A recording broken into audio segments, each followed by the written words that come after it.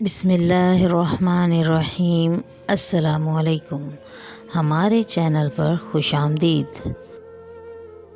میرا نام تحریم ہے۔ میرا ایک ہی بھائی تھا اور وہ تھا بھی ہم سب کی آنکھ کا تارا۔ کیونکہ ہم 4 بہنیں تھیں، میرے بابا کا سایہ تو بچپن میں اٹھ گیا، تو ہم سے گھر کا واحد سربراہ میرا بھائی تھا۔ میرے بھائی ذہانت کے حساب سے نوکری بھی کافی اچھی تھی۔ وہ ہم سب بہنوں کا بہت خیال رکھتا تھا، جس سے بابا ہمارے لیے فکر مند رہتے تھے، ہمیں پیار دیتے تھے، لاڈ دیتے تھے۔ ایسے ہی میرے بھائی نے بھی ہمیں باپ کا سا پیار دیا۔ بھائی نے ہم ساری بہنوں کی پڑھائی بھی مکمل کروائی تھی۔ ابھی آخری 2 بہنیں پڑھائی مکمل کرنے والی تھی کہ امی نے کہا اب اس کا بھی گھر بسا دینا چاہیے۔ ہم نے اپنے بھائی کے لیے بہت ہی خوبصورت اور چاند سی لڑکی ڈھونڈ لی۔ ہماری بھابھی ہمارے خاندان کی نہیں تھی، باہر سے لے کر آئے تھے، کیونکہ ہماری اپنے خاندان والوں سے کچھ خاص بات نہیں تھی۔ بابا کی وفات کے بعد سب نے ہی اپنے رنگ دکھائے تھے اور بھائی یا ہم بہنوں میں سے کسی کا خیال نہ رکھا، سبھی نے منہ پھیر لیے۔ واحد بھائی تھے جو ہمارا سہارا بنے رہے۔ بھائی خاندان میں ہم بہنوں کو بھی آنا چاہتے تھے، نہ ہی خود خاندان کی کسی لڑکی کو رخصت کر کے اس گھر میں لانا چاہتے تھے۔ خیر برادری میں اس کا رشتہ کیا۔ ہم نے اس کے لیے جو لڑکی ڈھونڈی تھی اس کا نام کشف تھا۔ وہ بہت زیادہ خوبصورت تھی، پڑھی لکھی تھی، شکل و صورت سے تھوڑی چالاک بھی لگتی تھی، لیکن میری امی کہتی تھی کہ اب وہ لڑکیاں نہیں ملتی جو شکل و صورت سے بھی معصوم لگیں، اور معصوم ہو بھی آج کل کی لڑکیاں ایسی ہی ہیں اور ایسی ہی ہونا چاہیے۔ ہم نے معصوم لڑکی لے کر کیا کرنا ہے؟ سمجھدار ہونی چاہیے، اپنا خیال خود رکھ سکے، اس گھر کو جوڑ کے رکھ سکے، بس تو اتنا ہی کافی ہے۔ ہمیں لگا تھا کہ وہ تھوڑی بہت چالاک ہوگی، شاید اپنی بات منوانے والی، دیر سے اٹھنے والی، لیکن شکل کی اچھی تھی، اور ہم چاہتے تھے کہ ہمارے بھائی کو ایسی لڑکی ملے جو ان کے لیے بہترین ہم سفر ثابت ہو اور گھر کے لیے اچھی بہو ثابت ہو۔ اس نے ہمارے لیے اتنا کیا تھا تو ہم اس کے لیے خوبصورت سی شریک حیات تو تلاش کر ہی سکتے تھے، لیکن ہم لوگ تو پہلے دن ہی حیران رہ گئے جب اس نے کہا کہ آپ لوگوں نے ابھی تک یہ طے نہیں کیا کہ ہم نے گھومنے پھرنے کہاں جانا ہے۔ میرے بھائی نے کہا کہ ہم ہنی مون پر 15-20 دن بعد جائیں گے، تو اس بات پر وہ ناراض ہو گئی اور کہنے لگی کہ یہاں لوگوں کی شادی ہوتی ہے، وہاں ان کے ٹکٹ بک ہو رہے پڑے ہوتے ہیں، صبح صبح اٹھ کر وہ ہنی مون کے لیے نکل جاتے ہیں۔ میں اتنے دن تک انتظار نہیں کروں گی، مجھے تو ابھی جانا ہے، اور مجھے جانا بھی اپنی مرضی کی جگہ پر ہے۔ میری ماں نے کہا کہ لے جاؤ، یہی تو دن ہوتے ہیں، پھر اس کے بعد کہاں وقت ملتا ہے، انسان بچوں میں الجھ کر رہ جاتا ہے، لے جاؤ جہاں بھی کہتی ہے۔ اس بات پر بھی میری بھابھی نے کہا کہ میں بچوں میں الجھ کر اپنی زندگی خراب نہیں کروں گی، ابھی میری عمر ہی کیا ہے، مجھے تو ابھی زندگی کو انجوائے کرنا ہے۔ میری ماں خاموش ہو گئی، ویسے وہ میری بھابھی کی سائیڈ لے رہی تھی۔ میرے بھائی نے کہا کہ اچھا بتاؤ کہاں جانا ہے۔ میرے بھائی کا رویہ تھوڑا سا بدل گیا تھا، تھوڑا سا تلخ ہو گیا تھا، شاید اسے اچھا نہیں لگا کہ اس کی بیوی نے ہماری ماں کے ساتھ اس طرح سے بات کی۔ اسے کہا کہ مجھے تو ترکی جانا ہے، میرے ہاتھ سے تو چائے گرتے گرتے بچی، ہمارے خاندان میں آج تک کوئی ترکی پڑھنے نہیں گیا، زیادہ سے زیادہ مریہ اسلام آباد چلے جاتے تھے، لاہور چلے جاتے، یا پھر کشمیر۔ اس نے تو ترکی کا ہی کہہ دیا تھا۔ میرے بھائی نے کہا کہ تمہیں کیا لگتا ہے میری کوئی سونے کی دکان ہے؟ اتنے پیسے نہیں ہیں میرے پاس۔ میری بھابھی نے کہا کہ آپ نے تو کہا تھا کہ آپ کے پاس اتنے پیسے ہیں، آپ نے تو بڑی بڑی باتیں کی تھی، ساری زندگی اور کچھ نہیں مانگوں گی، بس یہی تو کہہ رہی ہوں مجھے ترکی گھمانے لے جائیں۔ میرے بھائی نے کہا کہ ایسے نہیں ہو سکتا، تو میری بھابھی نے تو ناشتہ بھی نہیں کیا، کمرے میں چلی گئی اور رونا دھونا شروع ہو گئی۔ انہوں نے دوپہر کا کھانا بھی نہیں کھایا اور رات کا کھانا بھی نہیں کھایا۔ ہم سب ان کو باری باری منا رہے تھے، لیکن وہ مان ہی نہیں رہی تھی۔ میری ماں نے میرے بھائی کو سمجھایا کہ یہ لڑکی تو بہت زیادہ ضدی ہے، کھانا نہیں کھا رہی، اگر اسے کچھ ہو گیا اور لوگوں کو پتہ چل گیا کہ شادی کے پہلے ہفتے میں ہی لڑکی ہسپتال پہنچ گئی ہے، تو وہ الٹی سیدھی باتیں کریں گے، کیا کہیں گے ہمارے بارے میں، اور اگر اس نے اپنے اماں باپ سے شکایت کر دی تو میرے بھائی نے کہا کہ میں اسے کہاں ترکی لے جاؤں، امی سارا بجٹ خراب ہو جائے گا، ہمارے اگلے 4-5 مہینے بہت زیادہ مشکل ہو جائیں گے۔ میری ماں نے کہا کہ کوئی بات نہیں، ہم گزارا کر لیں گے، تم بس اس کو لے جاؤ، اس کی ابھی شادی ہوئی ہے، بس اس کی پہلی فرمائش سمجھ کر لے جاؤ۔ میری ماں کتنی اچھی تھی، اپنی بہو کا خیال کر رہی تھی، لیکن میری بھابھی اتنی اچھی بالکل بھی نہیں تھی، یہ ہمیں پہلے پتہ چل گیا تھا۔ میری ماں نے میرے بھائی کو منا لیا اور ٹکٹ کا انتظام بھی ہو گیا۔ मेरे भाई ने मेरी भाभी को भी कहा कि मैं तुम्हें लेकर तो जा रहा हूँ, लेकिन अब इसके बाद कोई ऐसी फरमाइश ना करना जो हमें मुश्किल में डाल दे, क्योंकि तुम्हारी पहली फरमाइश ही ऐसी है जिसको पूरी करने के लिए मुझे बहुत ज़्यादा मेहनत करनी पड़ेगी, डबल काम करना पड़ेगा, घर वालों को भी अपने खर्चे कम करने पड़ेंगे। तो मेरी भाभी ने कहा कि वो लोग तो खर्चे कम ही करें तो अच्छा है, आपने सब लोगों को पालने का ठेका लिया हुआ है क्या? मैं आपकी बीवी हूँ, आपने दस्तखत किए हैं निकाहनामे पर, मेरा ख्याल रखना है आपने, और ये पहली जिम्मेदारी है। मेरे भाई खामोश हो गया क्योंकि वो बेचारा शरीफ आदमी था, वो क्या बोल सकता था। वो मेरी भाभी को हनीमून पर लेकर जा रहा था, लोग बहुत ज़्यादा खुश थे। मैंने मजाक में कह दिया कि आपने तो बड़ी दूर का प्लान किया है, अगर कहीं इधर उधर पाकिस्तान में जा रही होती तो हम भी साथ चलते। तो मेरी भाभी कहने लगी कि हाँ, तुम भी टिपिकल बहनों की तरह इसी तरह के काम के लिए बैठ जाओ कि मुझे भी भाई के साथ हनीमून पर जाना है। तुम्हें इतना नहीं पता कि मियाँ बीवी अकेले जाते हैं, उनके साथ कोई नहीं जाता।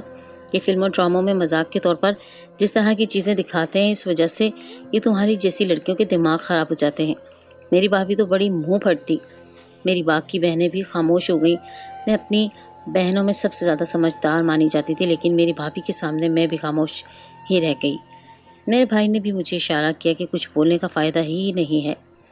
ऐसी मेरी भाभी को अपने ऊपर बहुत ज़्यादा गुरूर था, बहुत ही ज़्यादा, शायद उनकी खूबसूरती पर और इस बात पर भी कि वो अपने ख़ानदान की इकलौती बेटी थी। लेकिन आप अपने पिछले घर में जो भी हो, अगले घर में कोई जिम्मेदारी होती है जो आपने निभानी होती है।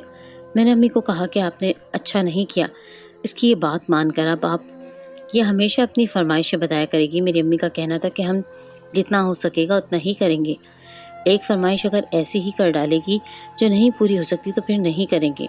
मैंने कहा कि ये भी ऐसी ही फरमाइश थी कि कुछ सोचें, हमारे ख़ानदान में आज तक कोई वैसे भी हनीमून पर नहीं गया और इसने तुर्की जाने की फरमाइश कर दी। अब दुआ करें कि खैर से वापस आ जाए, कहीं वहीं पर रहने की फरमाइश ना कर दे। मेरी माँ ने कहा कि अब इतनी भी बात नहीं है।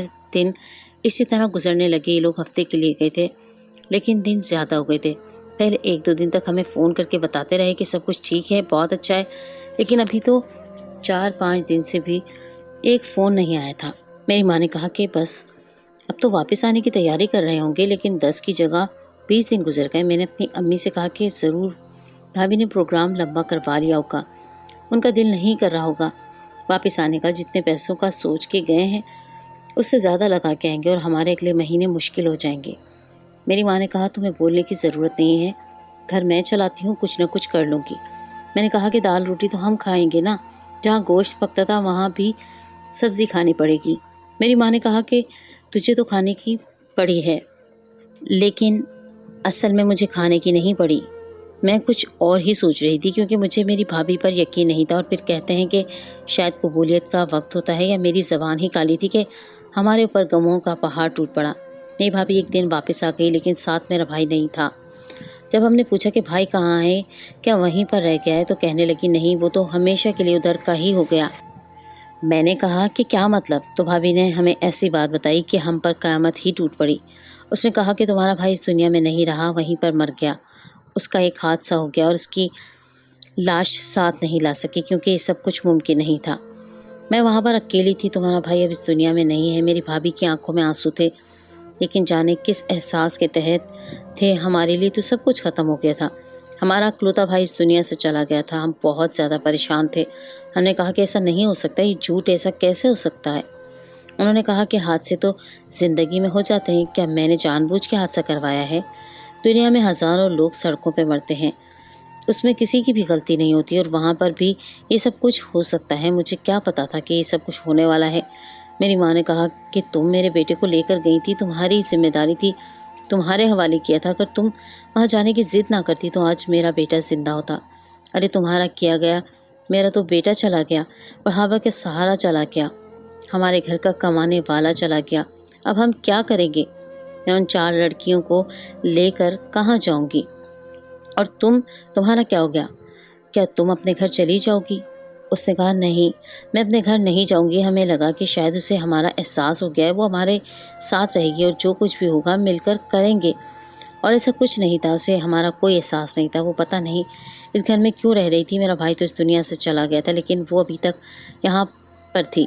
पूरा दिन खाती पीती थी, नखरे भी करती थी। एक दिन कहने लगी कि पराठे के साथ अंडा क्यों नहीं बनाया, اور میری ماں حیران تھی کہ یہ وہ عورت ہے جو شادی سے پہلے ہی مہینے میں بیوہ ہو گئی ہے، لیکن اس کو اتنی زیادہ فرمائشیں آ رہی ہیں، ابھی بھی اس کو نخرے کرنے کی عادت ہے۔ ہم لوگ اس عورت پر حیران تھے، ہم نے ایسی عورت آج تک نہیں دیکھی تھی۔ ایک دن ایسا ہوا کہ میری بھابھی بیٹھی تھی اور ان کا فون بھی سائڈ پر ہی پڑا تھا جب ان کے فون پر ترکی کے نمبر سے کال آنے لگی۔ میں حیران ہوئی، انہوں نے دیکھ لیا کہ میں دیکھ چکی ہوں، پر انہوں نے فون اٹھایا اور کمرے میں چلی گئیں اور وہ کسی سے باتیں کرنے لگیں۔ ان کو ہمیشہ ترکی کے نمبر سے ہی فون آیا کرتا تھا، لیکن دبئی میں کون تھا۔ ایک دن تو میں ان کی باتیں سننے لگی تو حیران رہ گئی۔ وہ کسی سے فون پر بات کر رہی تھی، بہت کم آواز آ رہی تھی، روز زیادہ رہی تھی اور کہہ رہی تھی کہ مجھے معاف کر دو اور مجھ سے غلطی ہو گئی تھی، سب کچھ تو تم نے لے لیا، اب میں کیا کروں، میں کچھ نہیں کر سکتی، نہیں میں واپس نہیں آ سکتی، میں تمہیں نہیں بتاؤں گی کہ میں کہاں ہوں۔ پتہ نہیں کون تھا جس سے میری بھابھی ڈر رہی تھی۔ میری بھابھی تو کسی سے بھی نہیں ڈرتی تھی، نہ قسمت سے، نہ زندگی سے، نہ معاشرے سے، نہ میرے بھائی سے۔ انہوں نے میرے بھائی کو ہم سے چھین لیا، اگر وہ نہ لے کر جاتی تو شاید میرا بھائی آج زندہ ہوتا۔ ہمیں کیا پتا تھا کہ وہ واپس ہی نہیں آئے گا، ہم تو انتظار میں بیٹھے تھے۔ مجھے تبھی سمجھ جانا چاہیے تھا جب یہ لوگ ہفتے کا کہہ کر 25 دن بعد واپس آئے۔ کوئی نہ کوئی حرکت ضرور تھی، پتہ نہیں اس سب میں کس کا قصور تھا۔ پتہ نہیں وہ سچ بول رہی تھی یا جھوٹ بول رہی تھی۔ ہم تو اپنے بھائی کا آخری دفعہ دیکھ بھی نہ سکے۔ ہمارے لیے تو ابھی ہی قیامت آ گئی تھی۔ اب ہمیں قیامت کا کیا ڈر تھا، لیکن یہ عورت جب کسی سے بھی نہیں ڈرتی تھی، اس کو اپنے اوپر بڑا غرور تھا۔ اس کا سارا غرور اتر چکا تھا۔ یہ ہمارے ساتھ بھی تو ابھی لڑائی جھگڑے کرتی تھی، لیکن اصل میں بہت ہی ڈری رہتی تھی، پریشان رہتی تھی۔ ایک دفعہ پھر سے میں نے اس کا فون سنا، وہ اس دفعہ بھی منتیں کر رہی تھی، کہہ رہی تھی کہ کسی کو انگلی پکڑاتے ہیں تو وہ بازو ہی پکڑ لیتا ہے، تم بھی ویسے ہی ہو، یہ کیا کر دیا تم نے میرے ساتھ، اب اور کتنا نقصان کرواؤ گے؟ نہیں میں وہاں پر واپس نہیں آؤں گی، میں نہیں آؤں گی۔ شاید وہ شخص ان کو یہ کہہ رہا تھا کہ اگر تم نہیں آؤ گی تو میں تمہاری لوکیشن پتہ کروا لوں گا۔ میری بھابھی نے فون ہی توڑ دیا۔ جب فون ٹوٹنے کی آواز آئی تو میری ماں نے بھی سن لی، تو کمرے میں آئی، میں بھی ان کے پیچھے پیچھے چلی گئی۔ انہوں نے کہا کہ آج کل تمہاری حرکتیں بہت عجیب ہیں، تم کیا کر رہی ہو، کیوں فون توڑ دیا تم نے، کیا چل رہا ہے، کیا اس سب کا تعلق میرے بیٹے سے ہے؟ تو میری بھابھی نے زور سے چلا کر کہا کہ آپ کا بیٹا اس دنیا میں نہیں ہے، وہ مر چکا ہے، اب وہ کبھی واپس نہیں آنے والا، اور کسی بھی چیز کا تعلق ایک مرے ہوئے انسان سے نہیں ہوتا، کیونکہ وہ اس دنیا سے جا چکا ہوتا ہے۔ میرے اپنے مسئلے مسائل ہیں۔ میری ماں نے کہا کہ اگر تم نے اس گھر میں رہ کے ہماری مدد بھی نہیں کرنی، کچھ بھی نہیں کرنا، تو تم یہاں پر کیوں بیٹھی ہو، چلی جاؤ یہاں سے۔ اس نے کہا کہ میں نہیں جاؤں گی، اور ویسے بھی ساری زندگی میں یہاں نہیں بیٹھوں گی، لیکن ابھی نہیں جاؤں گی۔ آپ کے بیٹے کی بیوہ بن کر مجھے اپنی زندگی برباد نہیں کرنی، میں ابھی جوان ہوں، میں پھر سے شادی کر لوں گی۔ میری ماں نے تو کانوں کو ہاتھ لگا لیا اور رونا شروع کر دیا کہ یہ کس قسم کی عورت ہے، اسے تو کسی بات کی پرواہ ہی نہیں تھی۔ وہ ادھر ہمارا رو رو کے برا حال تھا، جبکہ اس بات میں 2 مہینے ہونے والے تھے۔ بھلا اپنے لوگوں کا غم کوئی وقت کے ساتھ بھول جاتا ہے؟ کیا کہتے ہیں کہ وقت بہت بڑا مرہم ہے، لیکن کسی معاملے میں یہ بات غلط بھی ثابت ہوتی ہے۔ ہمارا بھائی ہمارا واحد سہارا تھا، ہمارے دلوں کا سکون تھا، ہمارے ساتھ جو کچھ بھی ہو رہا تھا اب ساری زندگی وہی ہونے والا تھا۔ ہمارے گھر کیا حالات بہت برے ہو گئے تھے۔ میرے بھائی کی کچھ جمع پونجی تھی، وہی استعمال ہو رہی تھی، لیکن وہ کب تک استعمال ہوتی؟ اس نے میری ماں کے لیے زیور بنایا تھا، ہم بہنوں کے لیے سونے کی چیزیں بنائی تھیں، آہستہ آہستہ وہ بھی بکنے لگیں۔ جب ہم نے بھابھی سے کہا کہ آپ کو بھائی نے سونے کا سیٹ دیا تھا تو وہ واپس دے دیں کیونکہ گھر کے حالات بہت برے ہیں، تو کہنے لگی کہ کیوں واپس دے دوں، تمہارے بھائی نے مجھے دیا تھا، اس کی آخری نشانی ہے۔ میری ماں نے کہا کہ وہ بندہ اس دنیا سے چلا گیا، تمہیں کوئی پرواہ ہی نہیں، اس کی نشانی کو کیوں دل سے لگا کر بیٹھی ہو، واپس کر دو، کیا کرو گی تم؟ تمہارے تو ماں باپ ہیں، تم تو دوسری شادی کر لو گی، ہمارا تو کوئی بھی نہیں ہے، ہمارے پیسے ہمارے واپس آ جائیں گے تو ہمارے کچھ دن اچھے گزر جائیں گے۔ میں نے امی کو کہا تھا کہ میں نوکری کروں گی، کیونکہ میں پڑھی لکھی تھی، میں نوکری تلاش کر رہی تھی، لیکن مجھے نوکری نہیں مل رہی تھی۔ جو مجھ سے چھوٹی بہن تھی اور اس سے جو چھوٹی بہن تھی، ان دونوں نے مل کر گھر میں بچوں کو ٹیوشن پڑھانا شروع کر دیا تھا، وہاں سے تھوڑے بہت پیسے آ رہے تھے، میرے پاپا کی پینشن بھی آتی تھی، لیکن ہم لوگ اتنے زیادہ تھے اور آج کل اتنی مہنگائی تھی کہ گزارا نہیں ہوتا تھا۔ بہنوں کی شادی ابھی تو کرنی تھی، جن بہنوں کی پڑھائی جاری تھی ان کی بہت زیادہ خرچے تھے۔ ہمارا بھائی بہت اچھے پیسے کماتا تھا، اسی لیے دوسری بہنوں کو پڑھائی چھڑوانی پڑی۔ اب اگر ان کو پرائیویٹ کالج سے نکالتے تو ان کا 1 سال ضائع ہو جاتا، لیکن وہ بیچاری کہہ رہی تھی کہ ہمارا بے شک 1 سال ضائع کر دو لیکن ہم کسی پر بوجھ نہیں بننا چاہتے، گورنمنٹ کے کالج میں بھجوا دو، ہم وہیں بیٹھ کر پڑھائی کر لیں گے۔ لیکن میرے بھابھی کو کسی بات کا احساس نہیں ہو رہا تھا۔ انہوں نے وہ سیٹ ہمیں واپس نہیں کیا اور کہا کہ میں تو واپس نہیں کروں گی۔ یہ کسی قسم کی عورت تھی جس نے ہمارے بھائی کو نہ جانے کیا کر دیا تھا اور اب یہ یہاں سے جا بھی نہیں رہی تھی۔ میری ماں کہنے لگی کہ مجھ سے بہت بڑی غلطی ہو گئی، میں تو اس کی شکل دیکھ کر اس کو لے آئی تھی، سوچا تھا کہ ایک پیاری سی بہو لے کر آؤں گی، لیکن بھول گئی تھی کہ جن لوگوں کی شکایتیں اچھی ہوتی ہیں ان لوگوں کی نیت کبھی بھی اچھی نہیں ہوتی۔ میری بھابھی نے پھر سے فون لے لیا تھا کیونکہ ان کا فون کے بغیر گزارا نہیں ہوتا تھا اور پھر سے ان کو کال آنے لگی تھی۔ ایک دن وہ کسی سے فون پر بات کر رہی تھی جب میں چپ کر ان کی باتیں سننے لگی۔ اب مجھے تھوڑی تھوڑی باتوں کی سمجھ آ رہی تھی۔ اس نے کہا کہ میں کچھ نہیں کر سکتی، تم یہاں پر نہیں آ سکتے، تمہارے باپ کا راج نہیں ہے، تم مجھے یہاں سے نہیں لے جا سکتے۔ اچھا ٹھیک ہے، میں تمہارے لیے کچھ کرتی ہوں۔ کافی دیر بات کرنے کے بعد انہوں نے جیسے کوئی نتیجہ نکالا اور انہوں نے کہا میری ایک نند ہے، وہ جوان اور خوبصورت بھی ہے، تم اس کو لے جاؤ میری جگہ، اس کو اپنے پاس رکھ لو، وہ تمہیں بہت زیادہ خوش رکھے گی۔ یہ سن کر میرے قدموں تلے سے زمین نکل گئی۔ یہ بھابھی کیا کہہ رہی تھی؟ کیا وہ میرا سودا کسی کے ساتھ کر رہی تھی؟ لیکن ایسا کیسے ہو سکتا تھا؟ وہ ایسا کیسے کر سکتی تھی؟ میں بہت زیادہ پریشان ہو گئی اور خوف زدہ ہو گئی۔ میں اپنے کمرے میں بیٹھی تھی، جب دروازے پر دستک ہوئی میں بری طرح ڈر گئی۔ میری ماں نے کہا کہ پتہ نہیں باہر کچھ لوگ آئے ہیں، میں تو ان کو جانتی نہیں ہوں۔ میں نے کہا کہ امی خدا کے لیے دروازہ نہ کھولنا اور ان کو میرے کمرے میں نہ آنے دینا، وہ لوگ مجھے لے جائیں گے۔ میری ماں نے کہا کہ کیا ہو گیا تمہیں، کیا ہو گیا؟ میں نے کہا کہ کیا وہ لوگ مجھے لینے آئے ہیں؟ بھابھی نے میرا سودا کر دیا ہے، وہ لوگ مجھے لے جائیں گے۔ میری ماں حیران رہ گئی، پریشان ہو گئی کہ یہ کیسی باتیں کر رہی ہو، تاکہ اصل میں وہ لوگ کچھ اور معاملے پر بات کرنے آئے تھے۔ انہوں نے کہا کہ آپ کے بیٹے نے انشورنس کروا رکھی تھی، اب وہ اس دنیا میں نہیں ہے، اسی لیے اس کی انشورنس کے پیسے دینے کے لیے آئے ہیں۔ میرے بھائی نے 50 لاکھ روپے کی انشورنس کروائی تھی۔ ہم لوگ یہ سن کر حیران رہ کر میری ماں کی آنکھوں میں آنسو آ گئے کہ بیچارہ جاتے جاتے بھی ہمارا بھلا کر کے چلا گیا۔ انہوں نے ہمارے پیسے ہمارے حوالے کیے تو بھابھی سامنے آ گئی اور کہنے لگی کہ میں اس کی بیوی ہوں، ویسے تو مجھے ملنے چاہیے۔ تب میں نے سب کے سامنے یہ بات کر دی کہ یہ کسی سے فون پر ایسی باتیں کر رہی تھی۔ میری بھابھی پریشان ہو گئی۔ میری ماں نے کہا کہ کیا کر رہی تھی تم، میری بیٹی کا نام کیوں لے رہی تھی؟ ابھی اتنی ہی بات ہوئی رہی تھی کہ میری بھابھی کا فون بجا۔ میں نے ان کے ہاتھ سے فون چھین کر خود بات کرنی شروع کر دی اور جب میں بات کر کے واپس آئی تو حیران رہ گئی، میری بھابھی نے میرے ہی بھائی کو مروا دیا تھا، کیونکہ میری بھابھی نے ترکی میں کسی امیر آدمی کو دیکھا تھا اور اس سے اتنی زیادہ متاثر ہوئی تھی کہ اس کی باتوں میں آ گئی۔ اس کے ساتھ محبت کا دھوکہ کیا تھا اور جب اس کو پتہ چلا کہ یہ شادی شدہ ہے تو اس نے کسی طرح میرے بھائی کو ختم کروا دیا اور میری بھابھی وہاں سے کسی طرح بھاگ کر آ گئی۔ اب وہ کہتا تھا کہ واپس آ جاؤ اور میرے ساتھ زندگی گزارو۔ جب یہ بات حد سے زیادہ بڑھ گئی تو میری بھابھی نے اس کو کہا کہ میں تو نہیں آ سکتی ہوں، لیکن اپنی جگہ اپنی نند کو بھیج دوں گی، تم اپنے بندوں کو بھیج دو، اس کو آ کر لے جائے۔ یہاں تک بات میری بھابھی نے کر دی تھی۔ میں نے اس انسان سے بات کی، میں نے اسے بتایا کہ یہ ایسی ہے اور یہ بہت بری ہے اور آپ بے شک آ کر اس کو لے جائیں۔ میں نے اس کو بھابھی کے گھر والوں کا پتہ اور نمبر دے دیا تھا، تبھی تو یہ اپنے گھر نہیں جا رہی تھی کہ اگر کوئی آئے تو یہاں پر آئے، کوئی ڈرامہ یا مصیبت بنے تو اس گھر میں بنے، اس کے گھر والوں کے ساتھ کچھ نہ ہو۔ یہ عورت تو ضرورت سے زیادہ ہی چالاک تھی، اس نے سب کچھ کروایا تھا۔ جب یہ بات سامنے آ گئی تو اس نے بھی پھوٹ پھوٹ کے رونا شروع کر دیا، کیونکہ وہ بھی پریشان تھی۔ جب آپ کے پیچھے اس طرح سے باہر کے لوگ پڑے ہوں اور آپ کو پتہ ہو کہ ان میں اتنی طاقت ہے کہ وہ کسی کو دوسرے ملک سے بھی اٹھوا سکتے ہیں، تو ظاہر ہے آپ بھی پریشان ہی ہوں گے۔ وہ بھی بہت زیادہ پریشان تھی۔ اس نے کہا کہ مجھے معاف کر دیں۔ اس آدمی کے پاس بہت پیسے تھے، وہ ایک جگہ پر بیٹھا تھا، ہم لوگ بھی وہاں پر بیٹھے شو دیکھ رہے تھے، لوگ پیسہ لٹا رہے تھے اور وہ سونے کے سکے پھینک رہا تھا۔ میں نے سوچا کہ اس کے ساتھ تھوڑی دوستی کر لی جائے تو ہمارے حالات بھی اچھے ہو جائیں گے۔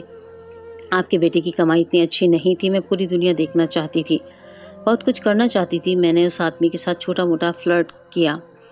شیخ تو ایک ملاقات میں لاکھوں روپے اڑا دیتے ہیں، لیکن مجھے نہیں پتا تھا کہ وہ میرے پیچھے ہی پڑ جائے گا، اور وہ واقعی میرے پیچھے پڑ گیا۔ جب میں نے کہا کہ میرا ایک شوہر ہے اور میں اس کے ساتھ بہت خوش ہوں، تو اس نے آپ کے بیٹے کو مروا دیا۔ اس کے بعد اس نے مجھے بھی پکڑنے کی کوشش کی، میرا پیچھا کیا۔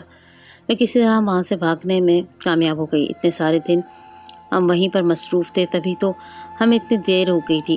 میری ماں نے کہا کہ اپنی بے شرمی کی کہانیاں سنا رہی ہو، اپنے شوہر کو اپنی بے شرمی اور لالچ کی وجہ سے تم نے قربان کر ڈالا، تمہارا کیا گیا، ہمارا تو بیٹا چلا گیا، نکل جاؤ اس گھر سے اور اپنے گھر چلی جاؤ، اب وہ مصیبت بھی تمہاری اور سارے عذاب بھی تمہارے۔